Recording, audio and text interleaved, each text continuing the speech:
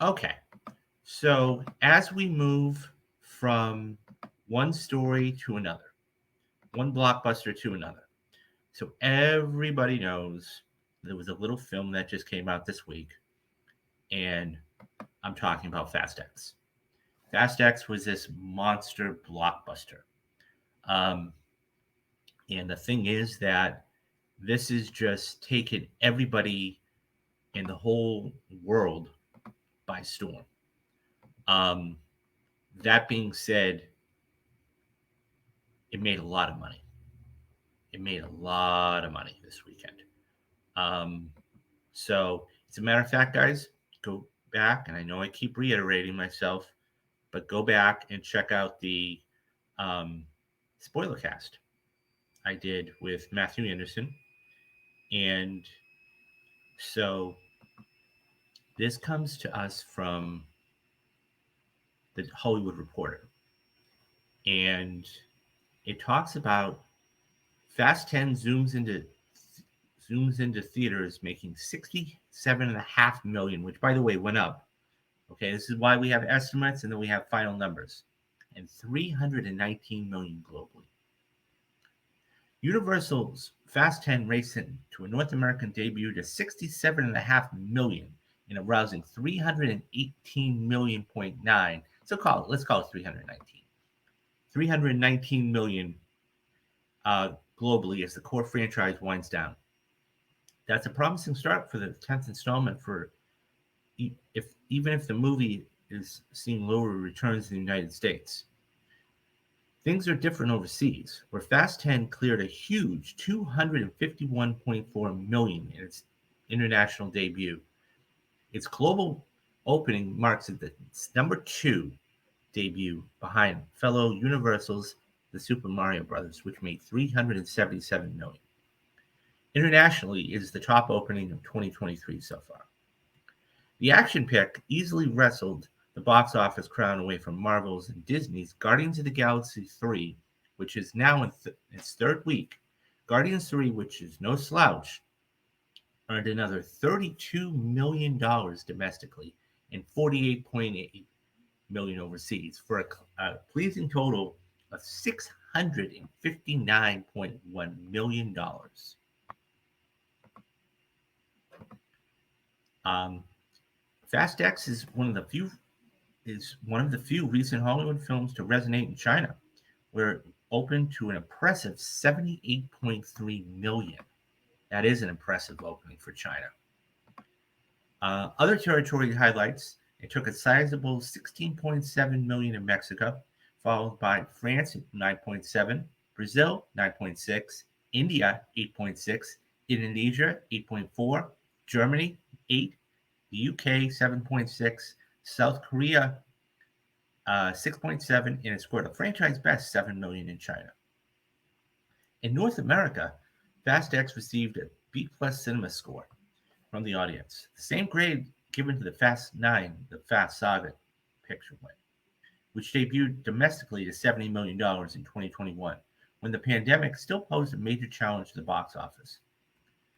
That compares to a franchise best domestic 148 million for Fast 7 in 2015, followed by 98 million for The Fate of the Furious in 2015 and 97 million for Fast and Furious 6 in 2013, and that's not adjusted for inflation. Louis Leterrier directed the 10th installments in the popular franchise, and he's also on board for the 11th. With the While that film is the final installment in Universal's main Fast series, there's plenty of opportunities for spin-offs. Vin Diesel leads a huge cast of familiar faces in Fast X, including franchise mainstays Michelle Rodriguez, Tyrese Gibson, Ludacris, Sung Kang, and Jordana Brewster. Newcomers include Jason Momoa, Brie Larson, Rita Moreno, who plays Diesel's grandmother, Nathaniel Emmanuel, John Cena, Jason Statham, Alan Richardson, Daniel McKellar, Scott Eastwood, Helen Mirren, and Charlize Theron also star. Over the course of the many Fast films, Dom Toretto and his family have outsmarted, outnerved, and outdriven every foe in their path. Now they must confront their most lethal opponent they've ever faced, a terrifying villain in Mimosa. emerging from the shadows of the past, who's fueled by blood, revenge, and determined to shatter the family once and for all and destroy everything that Dom loves. Universal and Illumination's blockbuster Super Mario placed third domestically with $9.8 million. Globally, it's cleared another milestone as it's passed The Incredibles, $1.243 billion, to rank as the third biggest animated film of all time, with $1.248 billion in worldwide sales, not adjusted for inflation. Focus's film, Book Club, The Next Chapter, which is meant for the older females, fell off a steep 57% in its sophomore outing to $3 million for a domestic total of $13.1 million. And the sequel came in, Evil Dead Rise came in number 4, rounding out the top 5 in its 5th week with $2.4 million. Overseas, the Warner Brother Pictures has earned another $3.4 million for an impressive foreign tally of $77 million and $141.5 globally. Okay, let's talk about this, guys, because this is something that's just, it's a phenomenon. Fast 10 has been around, or I shouldn't say Fast 10, the franchise itself has been around for 21, 22 years. Okay, this started all the way back in 2001. And they were really, really good. And props to Matthew Anderson because, we just had him on the show the other day. And I know I keep reiterating, but he sat down and he watched every single film. Now, he didn't like some and compared to others. And I got to be honest, I stopped after Fast 5. I checked out. It just got too crazy. I could suspend disbelief, but this was just like, wow. So I had not seen any of the films prior to Fast 10. I had, Fast 7, Fast 8. I hadn't seen any of those. I knew that they had brought back Han.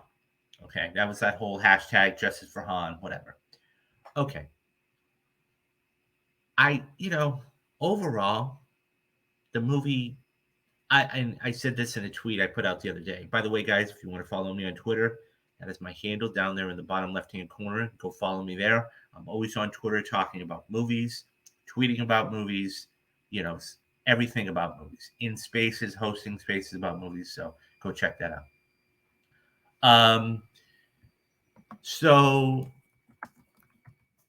it's one of those things where, I basically, I checked out after Fast 5. But I gotta say, okay, this movie was one of some of the craziest action I have ever seen in my life. It tried to be too funny, if you can even believe that. Some of the gags worked. And I'm not going to give anything away, but if you want to go check it out, you can, anybody who's seen the film knows what I'm talking about. Some of the gags worked and others did not. That being said, this isn't a bad opening. Considering the, considering the budget of this movie, this isn't bad. Now, it's going to have to make its money up overseas. There is no doubt about that. Okay? Because this, it's going to have one more week. Okay? I mean, Little Mermaid is going to, be doing some business, but that's for a different demographic. If this movie holds strong, it will make anywhere between 35 to 40 million. But people are going back to that because they want to have a good time. Do not go to this movie. And that's the other thing about this franchise is it knows what it is, right?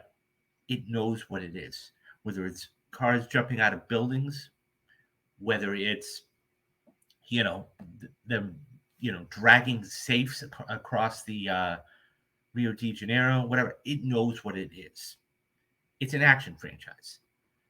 There were a lot of problems with this movie. Okay.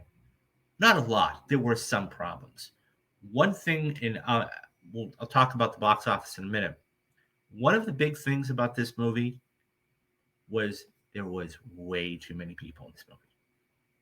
I mean, Now, there are comparisons out there to Infinity War, and I get that. I would do it. I would compare it to Infinity War myself, but with one caveat: there was story behind Infinity War. There were stakes behind Infinity War. There are no stakes here. Okay. But I had a good time, and that's one of the main things why you go to the movies is to have a good time, right? So, as far as box office is concerned, it did really well. It did really, really well, and I think that all being said, um, it's going to, you know, it's going to do well next week. I think. Um, I mean, depending on, it always amazed me because I mean, you take a look at something like Guardians, for example, that still made $32 million. Think about that for a minute. That made $32 million. That's incredible. And I mean, you want to talk about a movie that has legs? It is unbelievable. So, I mean, even Super Mario made a good amount of money, and it's in its sixth week. I think at the end of the day, okay, we are all just like, you know, chomping at the bit is not the right term, but it's one of those things where I think we're all just waiting, right?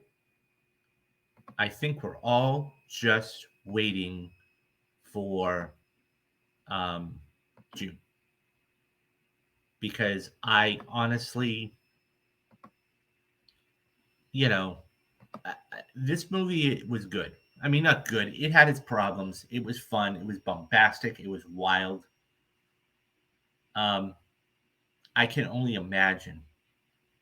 I can only imagine what the next film's going to be. And I have a couple of ideas. And guys, I'm not going to spoil. As I said, I'm not going to spoil anything for you. Go check out the spoiler cast.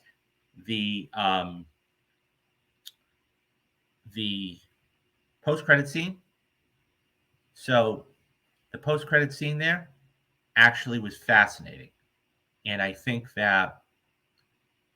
Sorry, guys, the stream just seemed to. There we go. Sorry about that. The stream just kind of glitched. But nonetheless, the post credit scene was interesting. And I think that it's going to be fascinating to see how they incorporate everybody back into this. So, but overall, it was a good opening weekend for it. If this makes, I'll be honest, if this makes $200 million domestic, this is a win. It's a win for Universal. It really is. Because, and look, I get COVID related things and everything else, but when you look at the budget compared to what it is, this is the kind of movie that you're looking for this to be front loaded, right? I think everybody would have agreed that this could have been $100 million movie. So, anyways, guys, what do you think about Fast X? Have you seen Fast X? If so, did you enjoy it? Would you go back and see it again in the theaters? And where does it rank overall in your Fast and Furious rankings? Let me know your thoughts down in the comments, and I'll get back to everybody.